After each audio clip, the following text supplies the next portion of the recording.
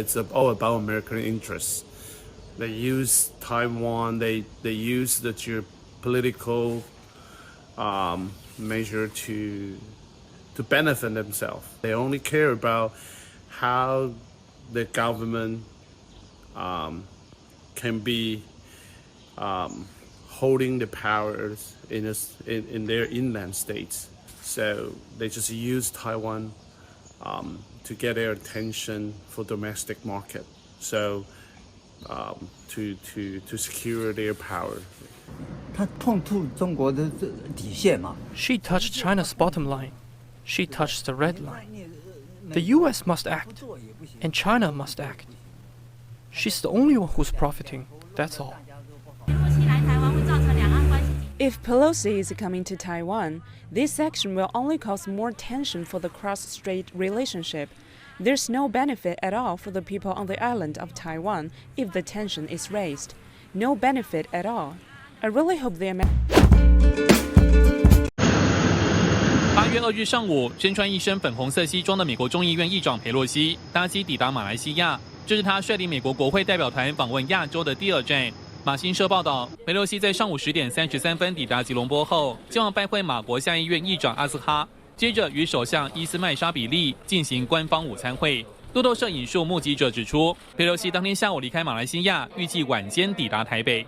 Pelosi has not commented on the possible trip, but there's speculation she could stop over on Tuesday night. アメリカのペロシ下院議長が台湾を訪問する見通しだと複数のメディアが報じる中、ホワイトハウスのカービー戦略広報調整官は1日、ペロシ氏には台湾を訪問する権利があると述べ、政府として訪問の判断を妨げない考えを示しました。华盛顿邮报专栏作家罗金在推特表示，可能载着佩洛西一行人的美国空军运输机 SPAR19 已经飞离马来西亚，路线是绕过菲律宾到台湾。消息人士表示，这样做可将安全风险降到最低。The Pelosi delegation is scheduled to land in Taipei Tuesday night local time and stay until Wednesday. They'll have a series of high-level meetings. The U.S. military has developed a plan to protect her delegation and its travel. 国际高度关注佩洛西是否能如期访台。航班追踪网站 Flightradar24 在2日傍晚6点半左右涌入超过30万人观看追踪呼号为 SPAR19 的美国班机。有台湾媒体表示获得独家消息，佩洛西专机将在10点20分抵达松山机场。新唐亚太电视王冠霖、张瑞珍综合报道。Recently, we posted a video, China heat wave, roads cracking, shoes melting within 10 minutes, field view restroom, attracting a lot of comments. Reading the comments, we have the following exciting findings. First, viewers from different nations, such as the UK, Australia, and the Philippines, have shared that in their areas, the weather is also scorching, sometimes over 40 Celsius, but there is no cases of shoes melting or roads cracking like that. A viewer kindly analyzed the difference between air and surface temperatures. The streets are always hotter. Indeed, for example, Henan suffered prolonged severe droughts with the highest temperature of 104 degrees Fahrenheit and 40 degrees Celsius. However, the surface temperature in some of the areas exceeded 140 Fahrenheit and 60 Celsius at the end of June. Heat waves hit China during July, affecting more than 17 provinces. The China Meteorological Administration keeps issuing warnings of high temperatures. The latest was the orange warning on July 29th, with many regions registering over 98.6 degrees Fahrenheit, 37 degrees Celsius, and some with over 104 Fahrenheit, 40 Celsius. Those are air, not street temperatures. China Daily quoted a relevant industry insider. Mei Gong, a first-class civil engineer with many years of experience in road and bridge construction, said the high temperatures cannot be entirely blamed for warping the pavement and road surfaces. Various reasons usually cause cracks and arches. First, the construction is based on poor road beds with unclean soil. The formation of a spring soil leads to uneven settlement of the subsoil.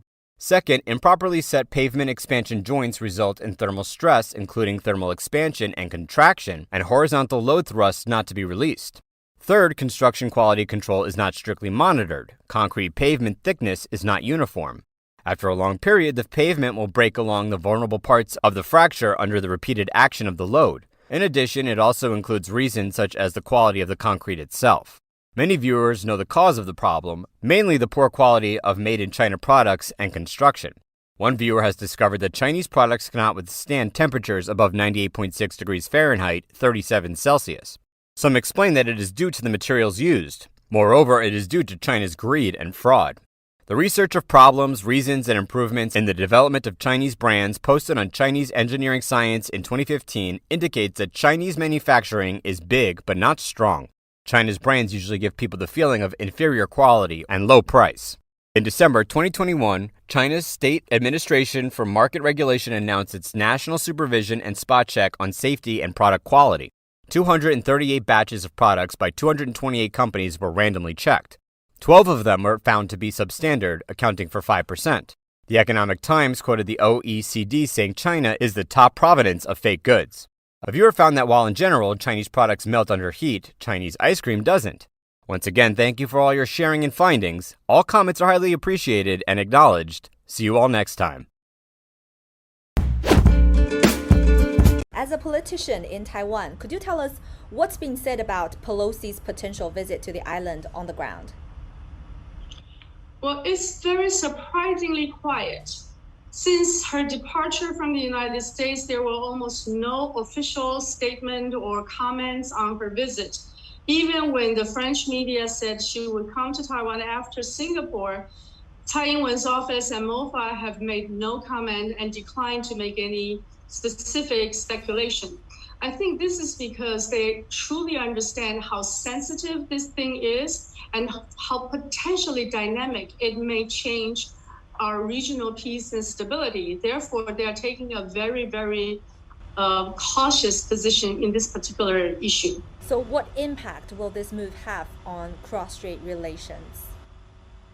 By allowing Pelosi to throw her weight into this regional issue, it's like United States throwing a 500-pound gorilla to the cross-strait issue and very clearly become an intervening factor of what the people and leadership across Taiwan Straits should decide, at least at this moment. So I think the number one consequence is that United States is now clearly a participant, an intervening force, and even their self-proclaimed stakeholder, because they've said in NATO, in other places, that everywhere democracy is the United States mandate. So they have self-proclaimed that they are also a stakeholder in the cross-strait issue.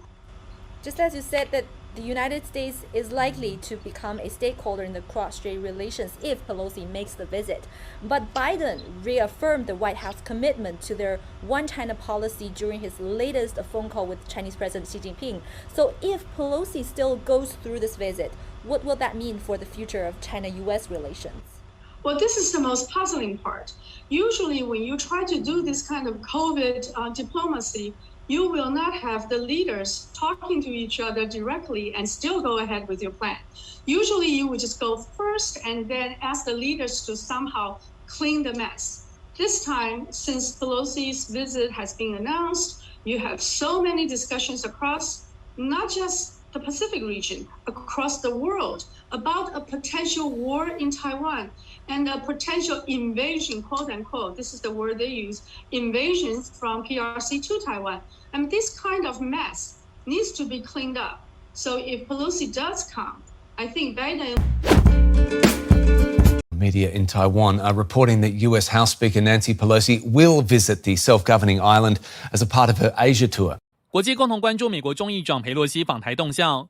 政治新闻网站 Politico 报道，欧洲也为中美升级风险做好准备。慕尼黑安全会议副主席鲁格表示，最坏的情况有时确实会发生，欧洲应该支持台湾，同时与北京保持密切联系，以协助缓和局势。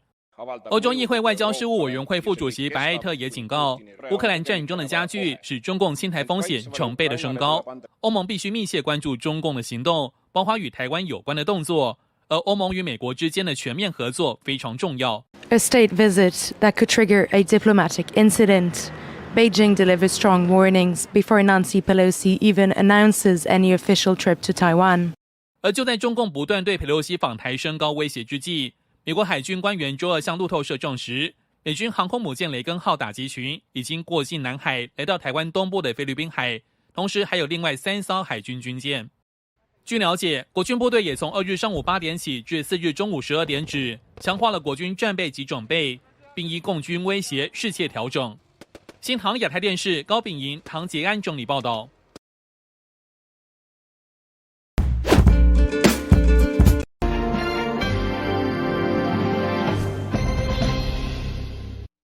美国众议院议长裴洛西亚洲行2号晚间抵达台北，获得此消息的胡锡进在微博发文，不再提要击落裴洛西的座机，而只说中共军机将会伴飞，但不意味开战。网友讥讽：那不成护航了？而裴洛西尚未访台，假新闻却已经开始散播。产经新闻台北支局长石坂明夫对此表示，有人用他的名字发布裴洛西在日本中暑的假新闻。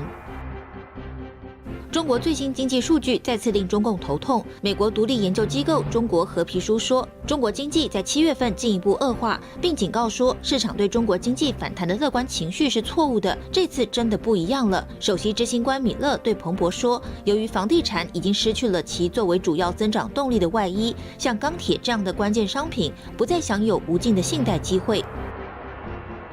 近日，从王晨晨抖音炫富到周杰微信朋友圈炫富，引发大陆网民一片哗然，迅速登上热搜。在中共官方极力宣传2救视频的大背景下，当局利用舆情监控手段，努力消除负面影响。